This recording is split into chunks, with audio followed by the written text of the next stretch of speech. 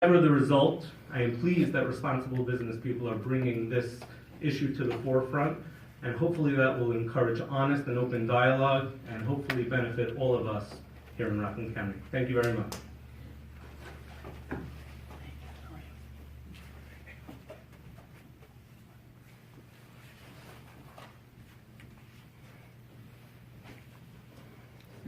I learned early on that when a mayor walks into the room, you have to stop everything and say hello. So I just want to give a warm welcome to the mayor of the Village of New Hempstead, Fred Bryn, who joined us. Thank you. We also have Howard Cohn, who's a trustee in the Village of Chestnut Ridge. And we have a representative from Assemblyman Ken Zabrowski, who is with us this morning, Kim, from Assemblyman Zabrowski's office. And we are also pleased that the Town of Arapahoe's planning consulting firm is present here this morning from Frederick P. Clark Associates. We have Ariel Aufgang from Aufgang Architects. We have one of my oldest and dearest friends, the former chairman of the Rockland County Democratic Committee, Vince Monti, hiding there in the back. Stand up, Vince. We have Tom Sullivan from the Arapahoe Town Attorney's Office. We have Liz Mello from Brooker Engineering, and we have representation from Hamospic, which is one of the largest. Stand up and wave. Zalman, right? Zalman from Hamospic. He's like Cher and Madonna. He just goes by Zalman. And Hamospic is one of the largest nonprofits in this corridor, one of the largest social service agencies in Rockland County, and certainly we believe that these improvements in their service to the developmentally disabled in our community, the most vulnerable that we have, will be enhanced by their ability to manage their flow, and these improvements in Route 59, which I'm going to talk about, will have a ripple effect that will be inure to the benefit of pedestrians, businesses, nonprofits, social service organizations, and everybody who calls the community home. Just to go a little bit into, and we have Rockland County Legislator Aaron Weeder. I greeted him warmly earlier and then I left him off the program, so shame on me.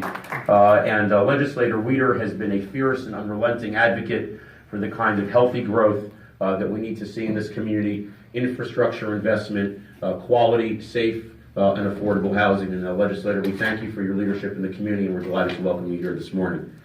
Just to talk a little bit about what brought us to this point. If you look here, these are the present conditions to my left here on Route 59 in Muncie. And anybody who has seen this has seen women darting across Route 59 with baby carriages into oncoming traffic.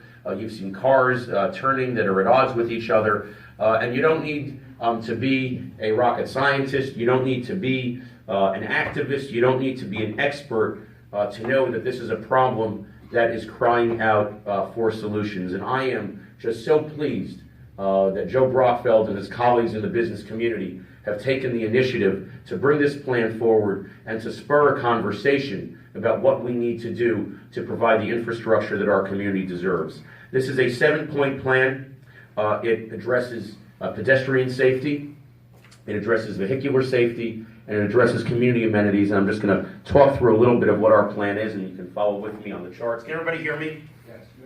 All right, so we have a 7-point plan here. Point number 1 is we are seeking to, the most important thing here is to widen Route 59 itself. The present roadway is inadequate to the traffic volume, and a wider roadway is essential.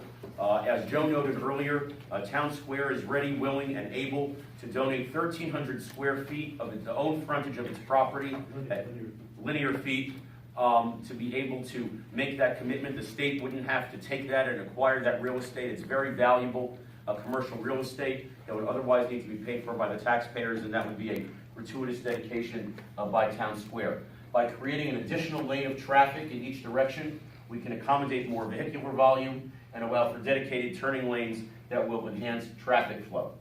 Point number 2 is new sidewalks. We want wide sidewalks that can accommodate families and pedestrians running around the entire Route 59 corridor to allow pedestrians to move safely through commercial areas, facilitate mass transit options, and also provide leisure walking in downtown Muncie. This is a downtown community. We see from the volume of taxi cabs that you have a significant number of people who do not own their own cars in the Muncie Spring Valley corridor as well, in addition to the traffic that's there. And we need to make sure this is a safe corridor for both pedestrians and for motorists. I noted earlier those pictures, and our answer is safe crosswalks.